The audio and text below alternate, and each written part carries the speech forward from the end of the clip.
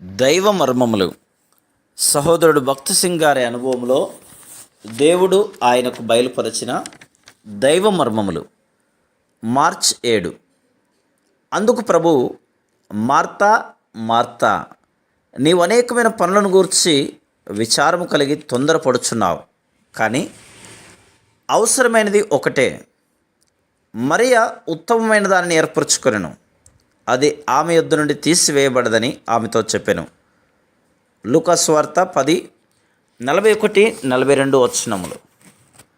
ప్రారంభంలో లాజరును గురించిన ప్రస్తావన లేదు. లాజరు మొదట దేవుని కార్యములలో ఆసక్తి గలవాడు కాడు. అతడు మంచివాడు. అతనిపై ఏ నింద మోపబడలేదు. అతడు యథార్థవంతుడు, కష్టపడి పనిచేసేవాడు. అతడు చనిపోయినప్పుడు మార్తా మరియా ఏడ్చిన తీరు ఈ సంగతులను బయలుపరచు. దుష్టుడు చనిపోయినప్పుడు ఎవరు అంతగా ఏడవరు. లూకా 10:40లో మార్తా ఎంత దేగలదో చెప్పబడింది. ప్రభువు వచ్చుట కిటికీ గుండా గమనించగానే పొయ్యి ముట్టించి భోజనం సిద్ధపరచన ఆరంభించేది. ఆమె పరామర్శించటంలో నేర్పు గలది, దయగలది, వంటలు చేయటంలో నైపుణ్యం గలది.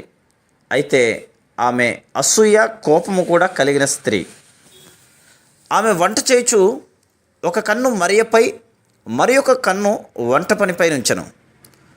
కోపము పట్టలేక ప్రభుతో, ఆ స్త్రీతో నాకు సహాయం చేయమని చెప్పలేవా అనెను.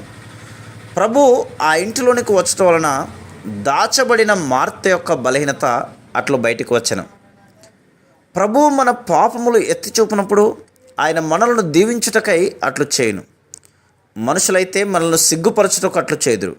గనుకనే మన ప్రభువు మరియా మార్తల స్థితిని వారికి చూపి, వారి అవివేకము, బలహీనతలు గ్రహింపజేసి, వారెట్లు పూర్తిగా మార్చబడి నూతన సృష్టిగా కాగలరో వారికి చూపుటకు బేతనియకు వచ్చెను. కొందరు ఎంతో మంచివారుగాను ప్రేమ కలిగిన వారుగాను ఉందరు, కానీ దేవుని విషయములపై ఆసక్తి కలిగి ఉండరు. Praise the lord.